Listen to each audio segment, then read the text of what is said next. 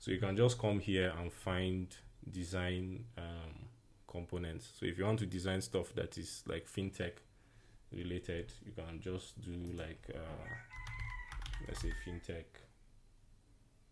and just type fintech and search, and it's going to give you like some ideas, right?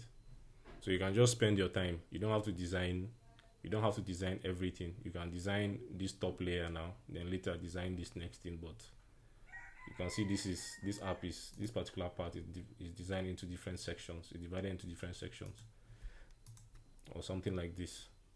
So you can say, okay, let me design this page first, then design this one, and design this other page as well. So you can do that for screenshot Saturdays, so that you get familiar with using containers, adding shadows to the containers, adding gradient, like all these gradient effects and stuff like that. But let's get started with today's session, so that we can add more features to our daily planner app. So we're going to use this NoSQL based local database, right? So if you are familiar with mobile application development, the most common type of database to use for your mobile phone apps is SQLite, right? Which is SQLite, a small version of the SQL or MySQL database that you use in your PHP So, but if you look at the documentation here, I want to see, is this the page? Come in, let me check here. So if you look at this, you can see the speed difference of dealing with integers and dealing with strings in Hive and SQLite. You can see that SQLite is like takes a lot more time in both cases, right? For reading and writing integers and strings. So it's faster, and it gives you that dictionary based system. That's why I said before today's session, it would be nice for you guys to check out maps and I think maps and lists. That's what I sent, right? But mainly it's map based. So this is the official website of the Hive DB. It's docs.hivedb.dev, right? So it shows you how to add it to your project. So for your project dependencies, these are the two things that you need to add: the Hive core library itself, then the Hive _ Flutter itself, right? The Flutter based library itself. Then these are some development dependencies you also need to add: Hive generator and build runner. Hive generator and build runner. So once you do that, you need to initialize Hive in your main. So let's get started by adding these dependencies. So let me see, where is my Android Studio? So I'll just use Flutter pub add Hive. So I'll just do this. The reason why I do this is so that I can get like the latest version, and I don't have to worry about like the version number.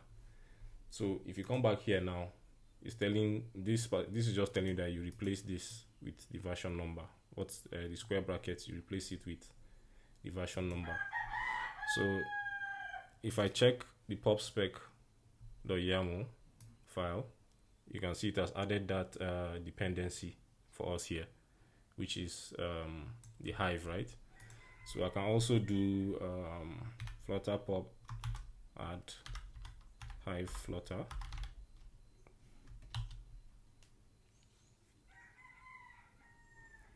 So let's wait for that.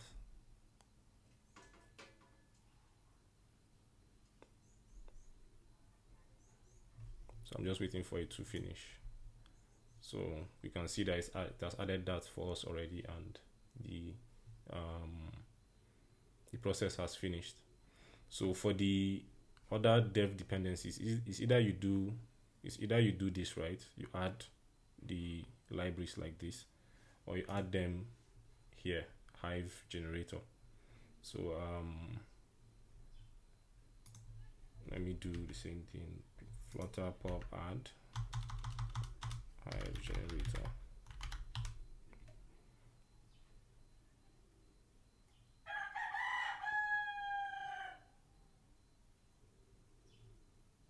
So it's resolving the dependency. Let me get the last one, build runner.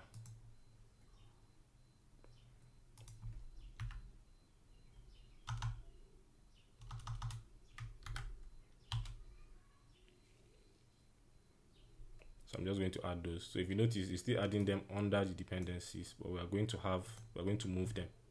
So what I'm just going to do is I'll just cut them from here. Then I'll come to these dev dependencies and I'll add them. Because if you look at the documentation, they fall under development dependencies. They are not part of the main dependency components of your application. So now, if you're using Flutter, you now have to initialize the Hive DB. So that's what we are going to do. So I'll come to main. So you initialize this. You initialize this on your main in your main method, right? So I'm now going to say await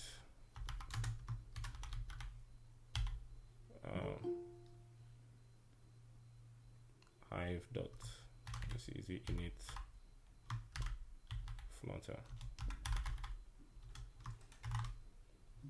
Let me check.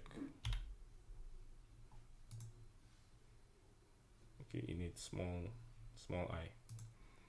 So we're going to have this.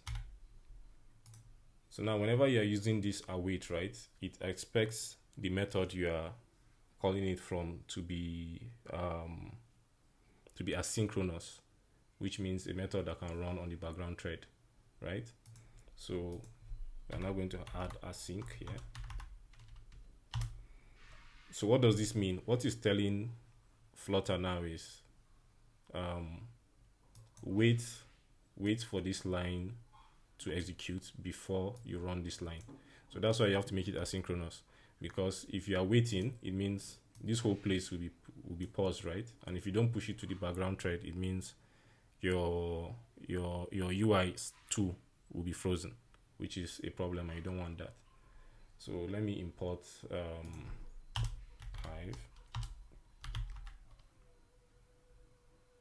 Okay, I don't think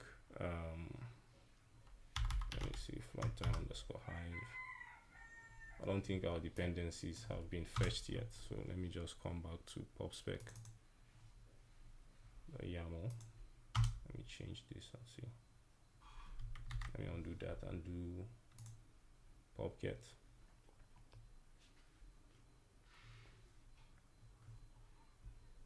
Okay.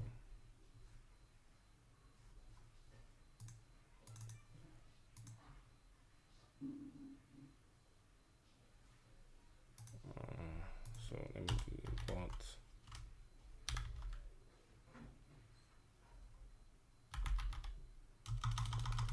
So I was using the wrong name. Hive underscore Flutter. So once we've done that now, our dependency has been initialized successfully.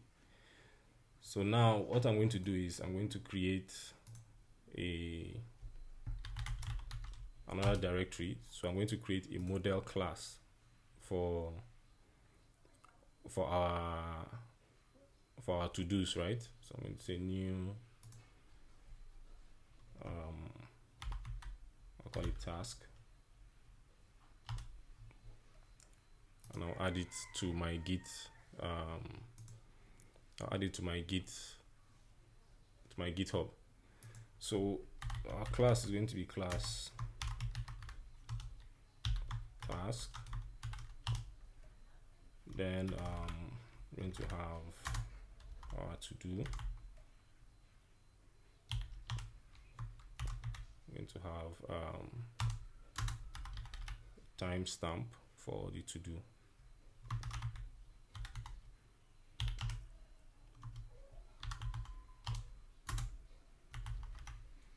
So we're going to have this as well, right? So these are the three things we're going to track.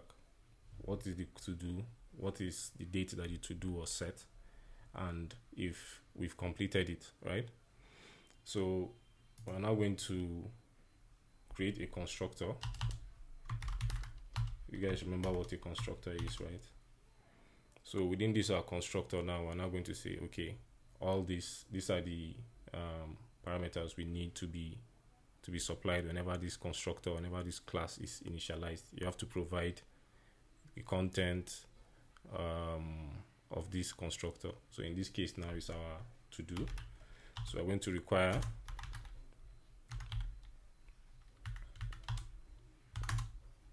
also require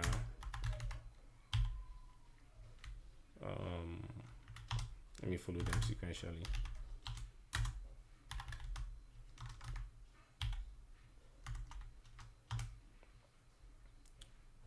So we're going to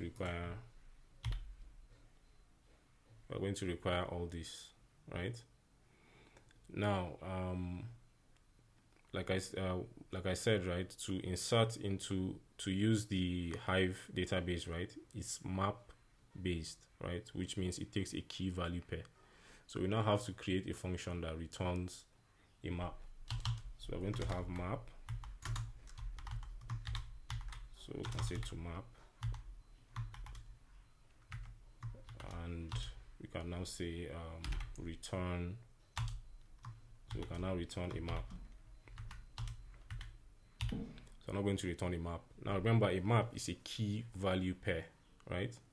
So key value pair means you have a key, just like we discussed in the routes in our previous class. So you have content. Sorry, in this case we have to do. Or let me just do this. Let me do this shortcut. So for me, I prefer to do this and do.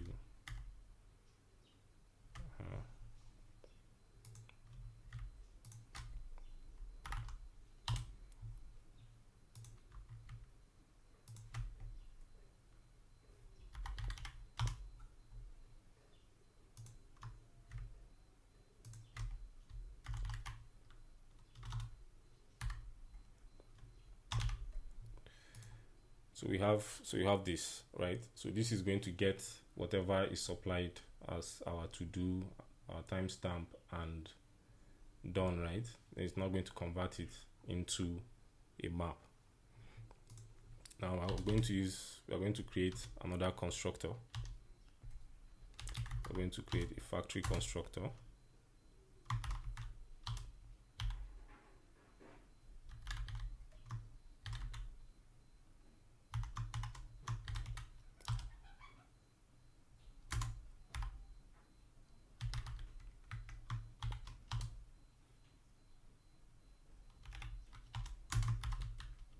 So this is going to return the constructor of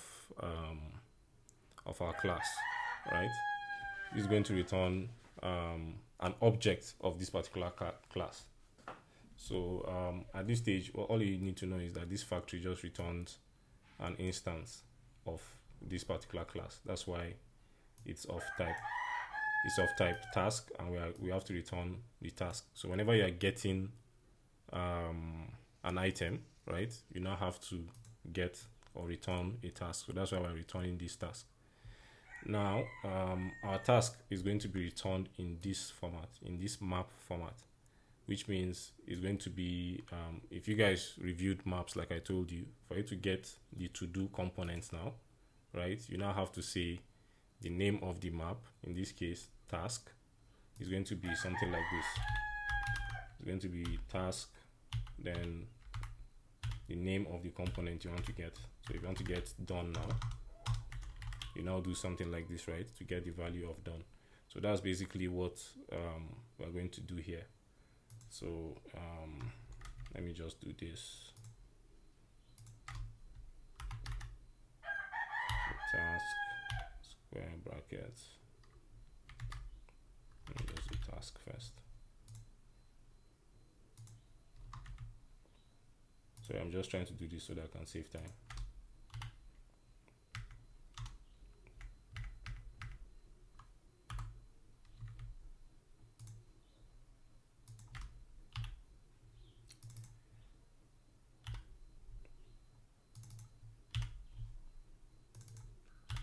So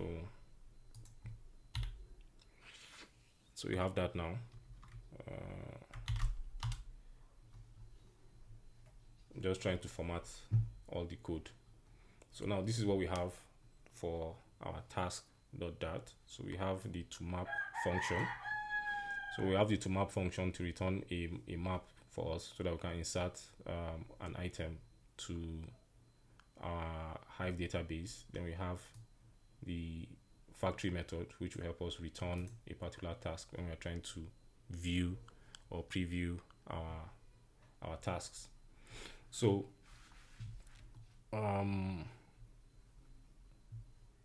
let me pause for questions right now. So there's a raise hand feature in Google Meet, right? So you can just raise your hand if you have a question, or we can just move forward.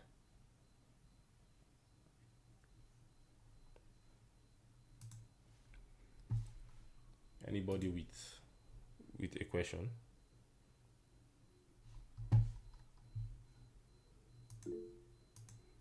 Okay, Kelvin, go on. So why did you have to add those dependencies to the top spec app? Okay, is there anybody that wants to answer that for us? Why we added those dependencies? Anybody wants to try? Yes, Lotana, you can unmute yourself and answer.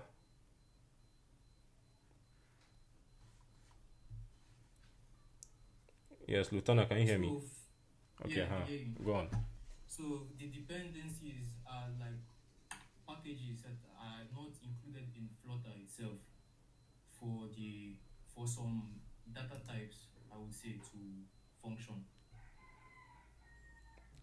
Okay, so he's very close, right? So basically, right, let me see. In I'm guessing you've written Python so far, right? So in your Python programming, there are some times that you have to import the maths library, or you have to import some other piece of library, right? Because your code doesn't have everything. So if you look at this piece of code now, even before we added this, right? Even before we added Hive, automatically, originally your program comes with material, right? The material dependency. So all these things means someone has written a piece of code for you before, and it means you don't have to rewrite it again. There are certain features that you need from it. You can decide that, okay, you want to sit down and write your own database, and from there you now go on to write more how will I call it, to write how to achieve insert, delete, and update, right? But now the people that built Hive have already done that for you, so it's just your own job now to pick this up. So a dependency is just like the English word says, dependency, right? It's something that your project relies on. And since we are trying to save data of our app, we need to have a database. Our application depends on a database, right? So instead of us building it from scratch, some people have already done that already. So if you remember, when we built this when we built this app the last time, this smooth page indicator, right? It was a dependency that we added so that we can have those 3 dots and we can track the page that we are on. So is there any other question before we move on?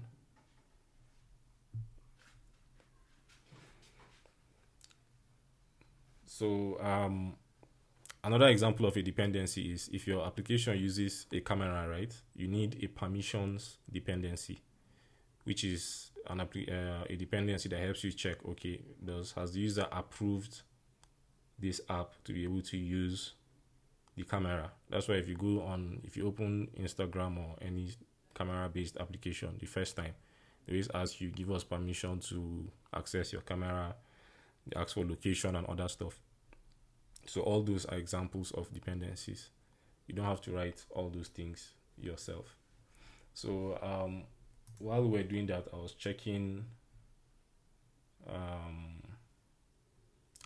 this. I think we left out this. So one way of doing this is we can just have so we can come here. So I'll create a new directory. I'll just call this my Hive box. So I'll copy this. So I just created a folder within the root directory. So I can I'll just come to main, and I'll pass the name of the Hive box. So when you create your application, within the application's files, right, there'll be a folder called Hive box where the database itself will be saved.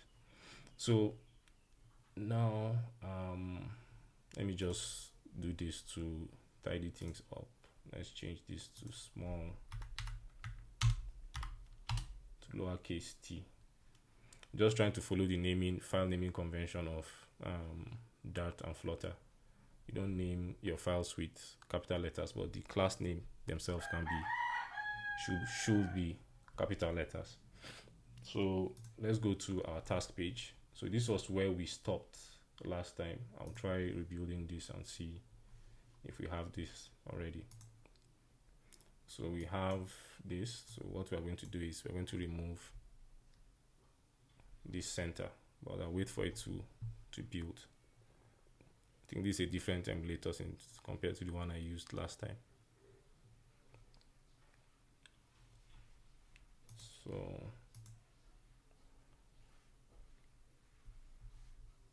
let's just wait a bit. I should have used Android. I think the Android emulator runs, or the Android build process builds faster than the Apple based one.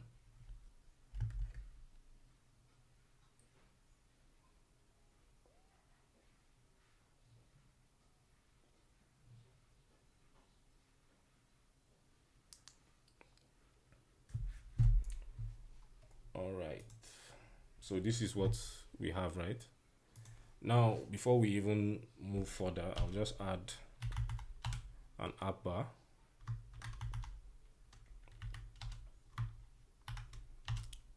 So within the app bar, I'll just add title, and this title is going to be a text.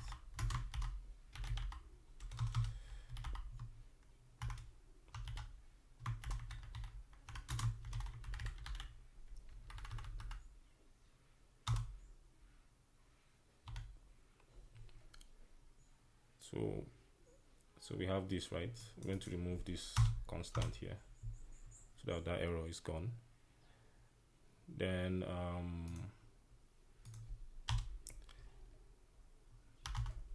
let me just increase this to,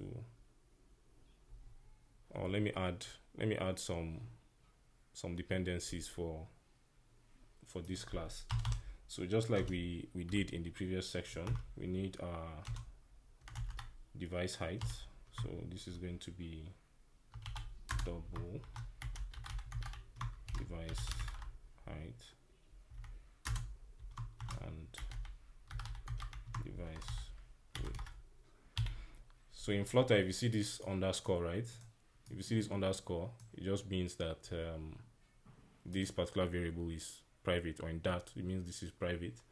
Then this is a null operator. So I'm just saying that, okay, I know that I'm declaring these things as null right now, but I know that they're going to have values later, right? So that's why I'm doing this. So now I have to initialize these values now. So I'll just come here and say device height media query.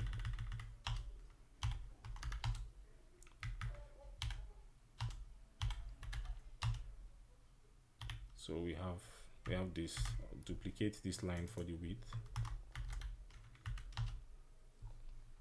Then I'll get the width. So basically I'm getting the width and size of the current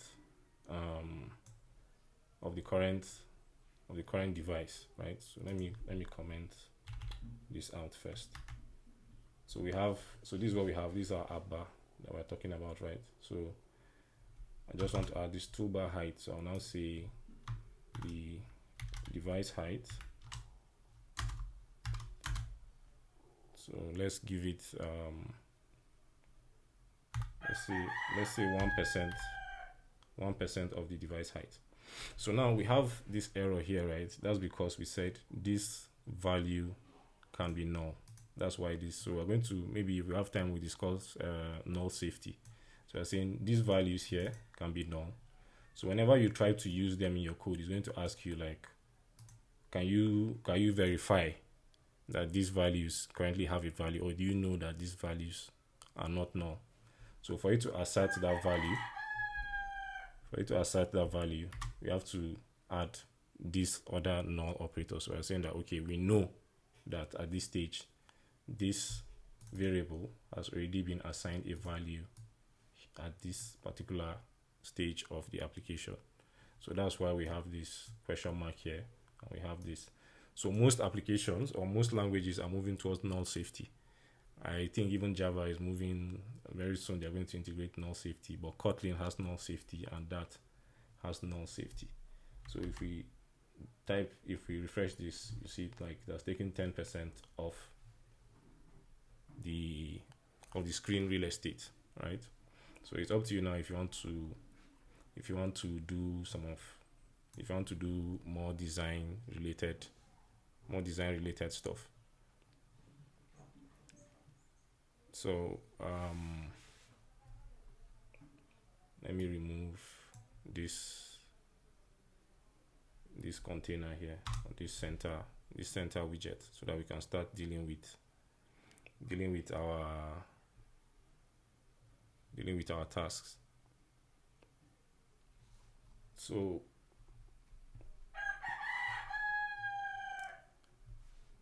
sorry, I'm just confused why this chicken is still crowing at this time.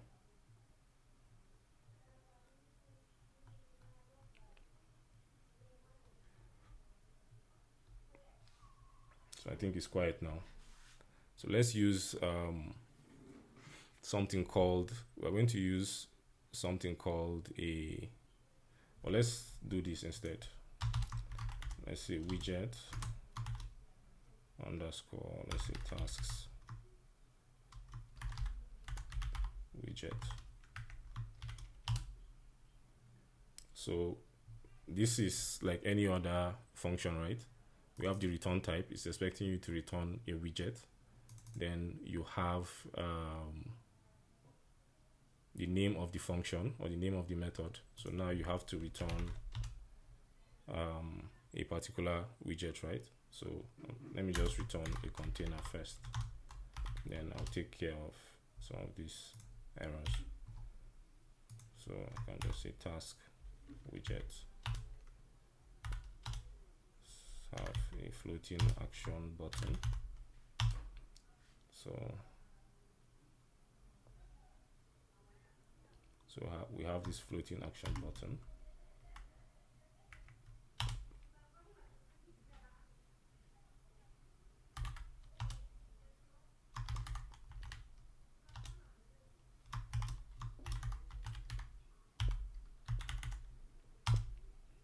So this floating action button is what we are going to use to add a new note. So now I'm just checking to see which of its dependencies is required. So the reason why we're having this error, if you check this, it's telling you add argument on pressed, right? This is a required argument. So I can just do this and we're going to have that. So whenever we click this particular button, we expect something to happen. So you see our floating action button is there. So I can now say print, let's say add new to do. So you can see whenever we click the button, we have our result here in the bottom pane here. So now let's create another. So you can see this one is going to be display.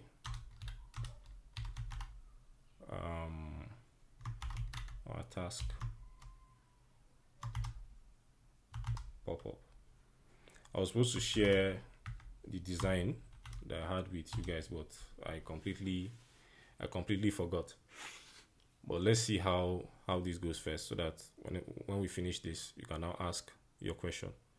So for you to display like a pop-up dialog for people to ask or to respond, let's say you want to cancel or confirm a particular action, you use another widget called the show dialog, right? So this requires a build context, which is automatically given to us, the context of the application that we're using right now. Then next, what you need is a builder, right? So the builder now is what we are going to use to build our widget or whatever we want in our pop-up. So what we're going to do now is have a build context. And I can call this context. So now we have two different contexts here. This context here is the main context of our application, right? Then this now is tied to our builder. So this is supposed to be build. So this one now is tied to our builder. So let me separate them. Let me make them into separate lines. So this is what we're going to use to build our pop-up dialog. So I'm going to do this, and we can now return an alert dialog. Sorry, let me see what this mistake is. Okay, this is supposed to be builder. Then what is this? So we have context, application context.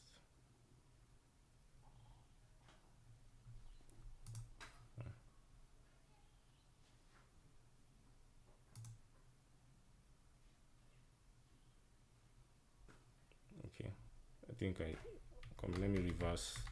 I think I'm missing a bracket somewhere. So let me come back. We have context, then we have builder, and this now takes in a build context. I'm going to call this a private context.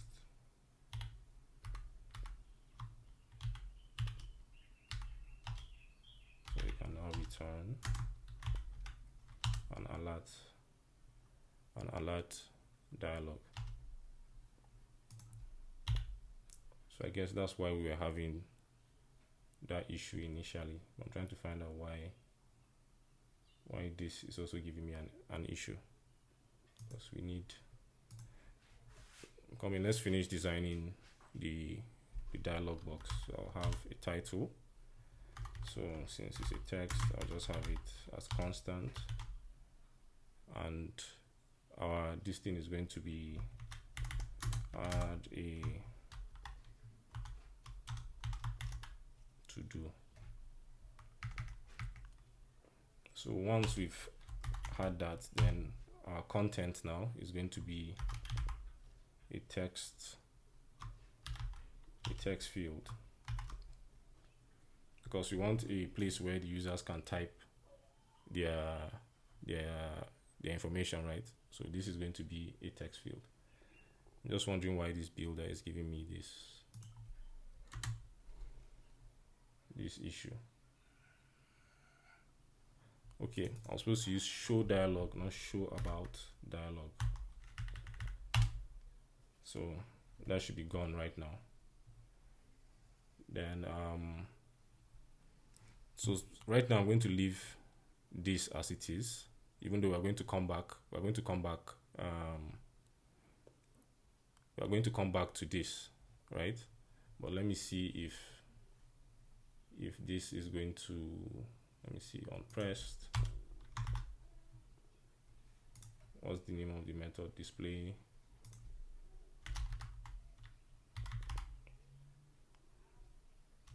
Is it private? Trying to find the name of the method. Okay, on pressed. So let me just remove all this. Display.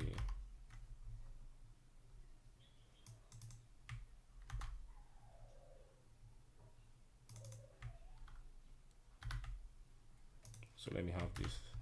Let's see what happens.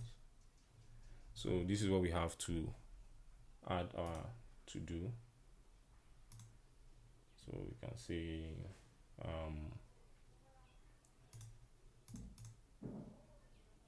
Flutter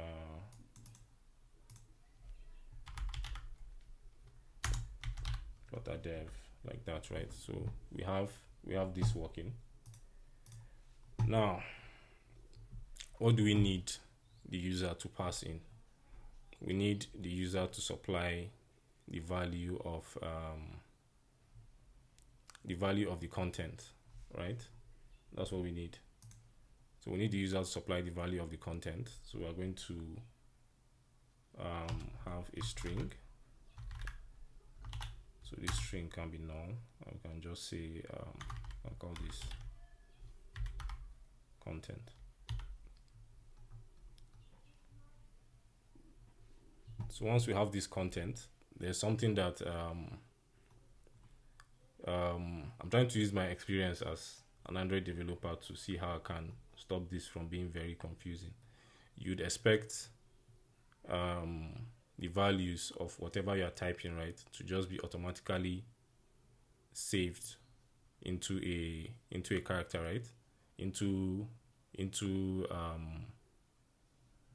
variable, right? But on Flutter, you have to monitor the changes of that particular thing.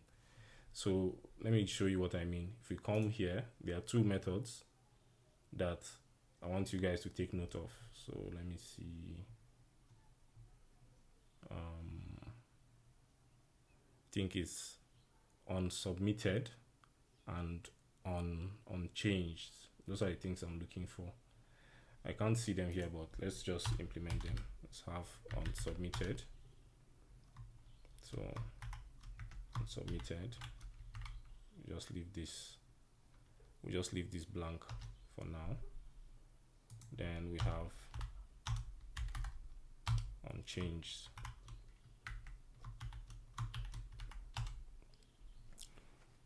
So both this expects you to have like the value. So this is going to be the value of whatever the user is writing. And this also is going to be the same thing. So let's just call this value at this stage. There's no need making it private. So we now have the values of whatever the user is typing, right? So whenever the value changes, we now have to manage state. So we now have to set state and say our content is equal to the value, right? So basically what we are doing here is as the user types, so let's say I'm typing Kelvin's name now. If I type K, the unchanged method is called, then K is now added, saved to the content. If I now add E, L, and so on, all those values are now added to the content, right? Then for unsubmitted, what we want to do with unsubmitted is we want it to be saved to the database first. But before we start dealing with our database, we can now do this navigation, navigator pop. So .pop just means we are dismissing this show dialog box. That's what we are doing, right? So we are dismissing this show dialog box. So let's do this. So let's say print value So the value is our text. So let me rebuild, add this. So let's say Kelvin. If I hit enter, if you notice here now at the bottom we have Kelvin saved. If you want to see the unchanged, we can now have print value. So this is called as the value changes. So let's save this. So if I type Daniel, so you can see how it's updating the value of that particular variable here from D, DA, Dan, Danny, and all the way to Daniel, right? So we'll leave our dialog box as it is right now. Then we are now going to move to designing. Yes, Daniel, you're raising your hand. You can speak. Daniel, can you hear me? Okay, so please can you explain what that set state function, what it does? So remember what in our first class, right? We said Flutter is like in Flutter development, you have to manage states because you have stateful and stateless widgets, right?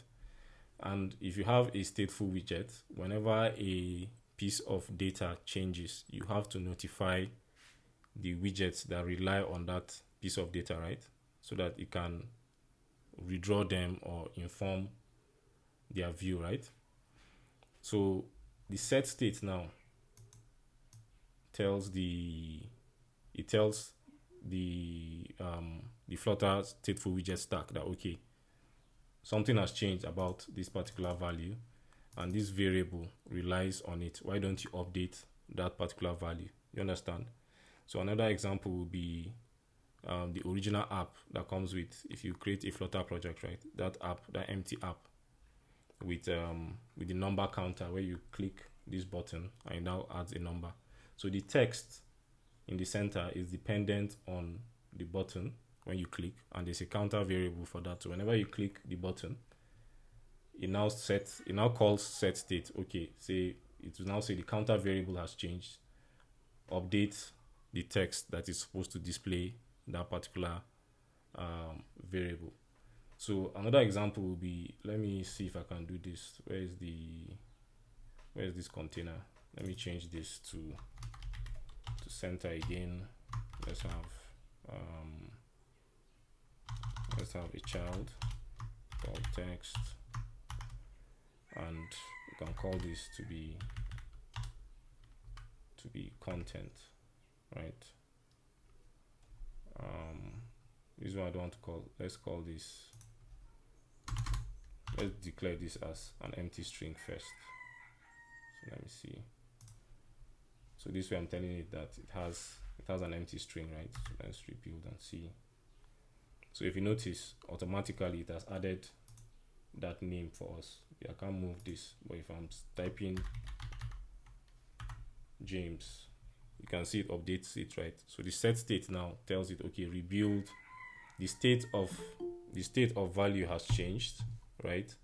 So rebuild the UI elements or the widgets that depend on it, right? So that's why we're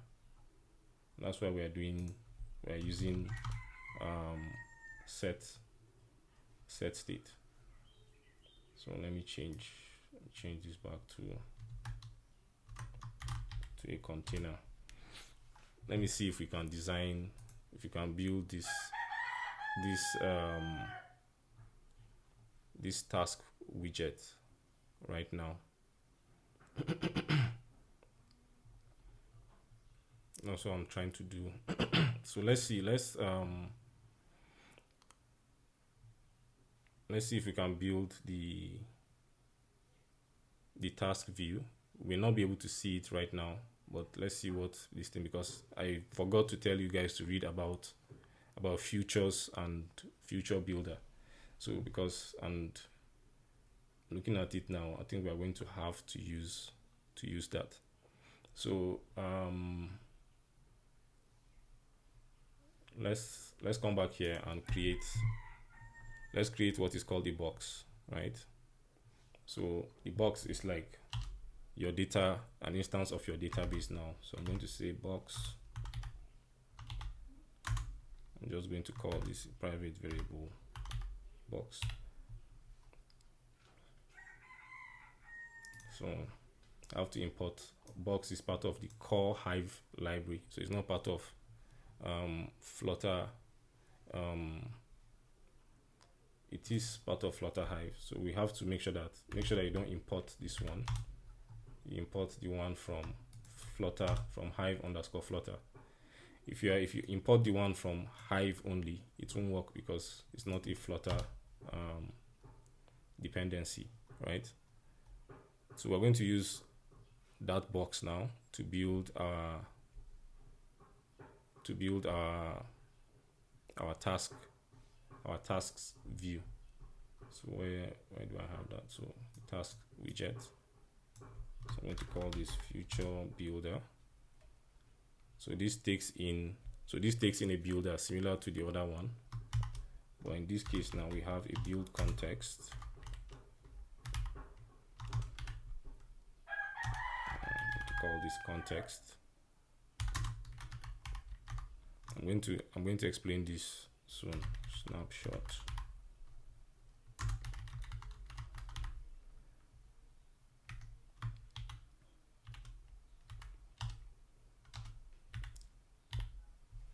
So this snapshot now, right, is going to be a snapshot of the data that we are trying to get from our Hive box, right? So the data we're trying to get from our Hive box is going to be stored in this snapshot. So if you do this now, if you say if snapshot.hasData, right? So what we are doing here now is we are saying if our data is not empty, if we have data within our snapshot, right, we can now say can now call box is equal to snapshot dot that data. So we're now storing that particular data into this box variable, right? Then else, what we can do is we can just return a circular progress indicator. So it's just the loading bar, right? So we can just return the loading bar for the user. So let me just leave this as it is, but let me wrap this in a widget so that will put it in the center.